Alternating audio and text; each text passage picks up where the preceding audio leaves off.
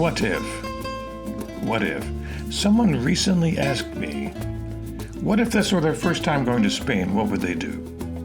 Oh, loaded question. Demasiado, as they would say. And they named off the 3 cities that they want to know about. Barcelona, Madrid, and San Sebastian. Luck would have it, we have just recently been there. So, 3 cities is too much to cover in one video. Let's just do Barcelona first. So what if this is your first time to Barcelona? Barcelona in Spain, up on the northeast side, on the Mediterranean. What if it's your first time? Well, I will attempt to show you my opinion, because I've always been a firm believer in everybody's entitled to my opinion, and you can ignore it all you want. So stay tuned for what I would do if it were my first trip to Barcelona.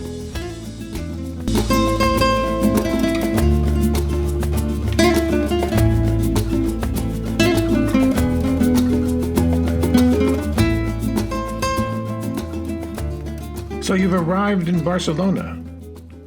Where are you going to stay? I suppose we should have thought about that before arriving, so let's think about that together. When we went those couple times, we stayed in the Renaissance Hotel, which is sort of north of town. I'll find a map and put it on the screen there. Great section. There's a market not too far one direction. There's a Casa Palau is 2 blocks the other direction. The Plaza de Gracia, which is a main thoroughfare, which becomes the sort of shopping district where the nice stores are and stuff. To stay more in the heat of things, stay in the Born section or the Barrio Gotico. Either one of those are just fine. So looking on the map, you can see El Born, Barrio Gotico, which is the older town, and Barceloneta. Those are quite nice places to stay. They are very centrally located to the cathedral, dining, the walking ability. The port isn't very close by. The beach is very close by. So if you're into that sort of thing, and if you look on that little picture, it says for young people. So if you're either young at heart or actually young, you may enjoy staying in those sections there. And there are plenty of boutique hotels which are really cute, little rooftop cafes or lounge areas overlooking the city. Quite nice. All right, we're having once again we're having the carpaccio, pulpo carpaccio, which is a thinly sliced meat that is cooked with lime and well presented. Look at the color. Look at that. It looks like it's a tile plate or something. But over here, as beautiful as this is the opposite. This is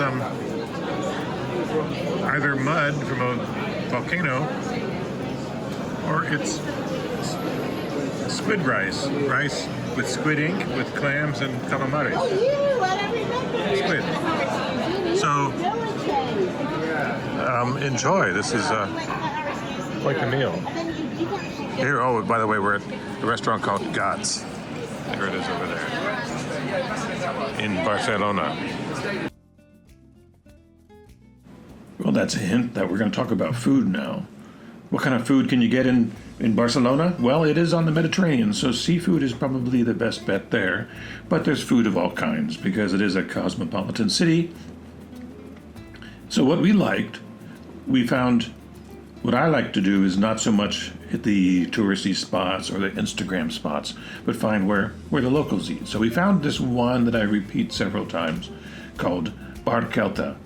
Pulperia Bar Kelta, which is Kelt bar, which is actually Galicia. That's a whole other story of why it's called Bar Kelta, and it's a Galician place. That's good. It's sort of in the Born section. It was a restaurant called El Lobo, and that we found that because we went specifically for artichokes or aubergine, one or the other, that was drizzled in honey. Quite good. And just across the street from El Lobo is Gats, which is the Catalan word for cats. And no, that's not cats on the menu. That's octopus and squid ink rice. Very good. Don't turn your nose at it until you try it. And a surprising place is on top of the El Corte Inglés, right over the Plaza de España there. Quite a view. What a beautiful day we had here with the blue sky. But they have a restaurant on the top shelf or top floor rather, and it's quite a good selection of local food. Another place we found was Casa Amelia, which is sort of not too far from the Casa Palau. Fantastic. There was a rice dish, which was the closest thing you can get to paella outside of Valencia.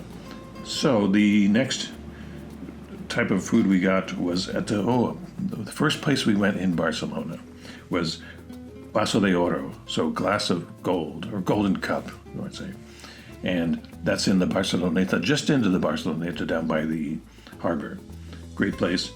So, where else? Oh, there's a bar called Jamplet, which is not actually in the Jamplet. It's in the Bourne district, right down the street from the Picasso Museum. A real tiny place. You gotta have sort of elbow your way in.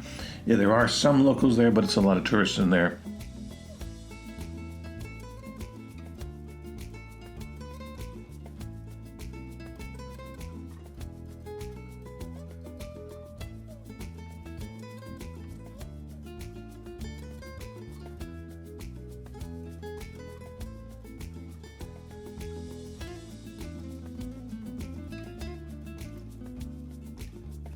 Barcelona is a very large city geographically, but they've made it easy to get around.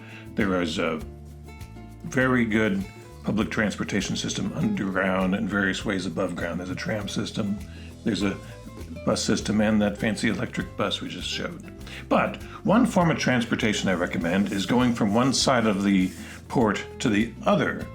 From the part where the beaches are, you can take a gondola, all the way to Montserrat, which is the mountain that's overlooking Barcelona. It's built in 1611 by Da Vinci himself, I think, or maybe Eiffel or somebody. But it's pretty old looking, but it's well run by a bunch of teenagers, so what can go wrong? So take it on a windy day like we did and have a great time.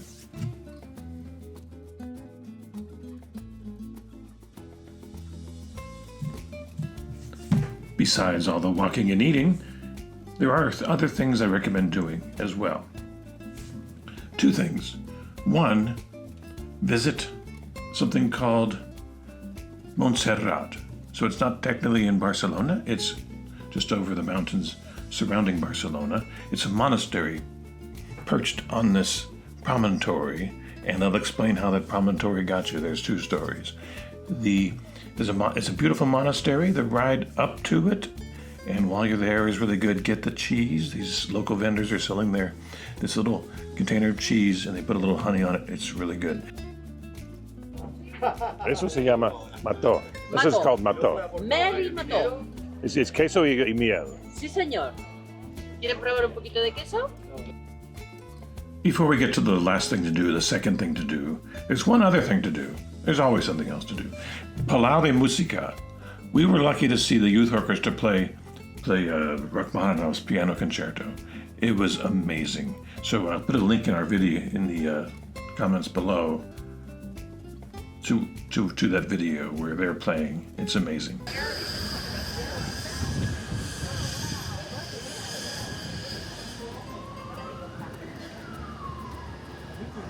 The other thing to do that's a must-do in Barcelona is Gaudí overload. So Antonin Gaudí is an architect from 1890-ish timeframe, and he started building a church and finished building several houses also, so his works are everywhere. But go to La Sagrada Familia. It's his church that he started, and it's been under construction ever since. And it was due to be finished this year, but because of that whole pandemic-y thing, right? Things were postponed and things got expensive. And so it's just about to be done, maybe a year, but they're working on that final big tower. And if you take the tower tour, you can see the tower and hear it being constructed and tell your kids, hey, I was there when. Because I was there when there were only 4 towers. You'll see what I mean shortly, but there was only the nativity facade, and the rest of it didn't exist. Now it's all there, so it's quite remarkable to see how it went from just that to what it is now. Enjoy that, and if you like this video, click like and subscribe. If you don't like this video, click like and subscribe. Because it takes a lot of work to do these, and I just want to know that you're watching and that you like it, even if you like it just a little bit. Just go ahead and click that. It's free. It's the best free thing you can do.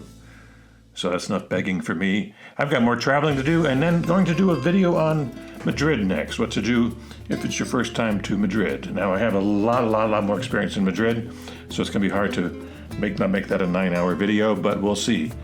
See you then. Thank you, and thumbs up. Always look on the bright side.